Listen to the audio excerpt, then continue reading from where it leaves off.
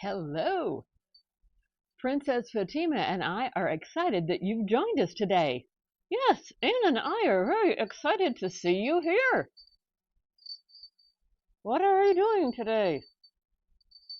Today we're going to show everyone my experiment with using nail stickers. Oh, that sounds exciting. And just a quick disclaimer here, I am not a nail technician. I am a DIY nail enthusiast.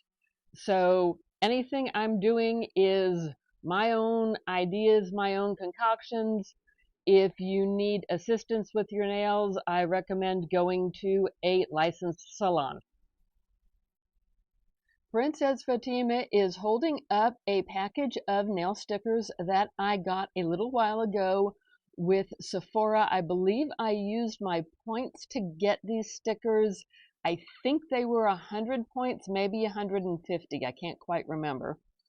And so we got these stickers because I wanted to give them a try. I'd never tried nail stickers before. The intent with these nail stickers is to put them on plain, bare, dry nails. I prefer to use gel polish. So I used a gel base coat and then I applied the nail stickers. And on top of that, I used a gel top coat. It is not stated in the directions with the nail stickers to use a top coat. That is surprising. Yes, I was kind of surprised, but I guess that's the way nail stickers work. For removal, they suggest just peeling it directly off of the bare nail. I was a little concerned about that concept because I was afraid of damaging the nail bed, which is also another reason I chose to use a base coat. All things considered, they lasted well. I did have a little bit of lifting towards the end of the wear time. I kept them on for almost 3 weeks, and I thought that was a good length of time for a nail sticker to last. Yes, Camel.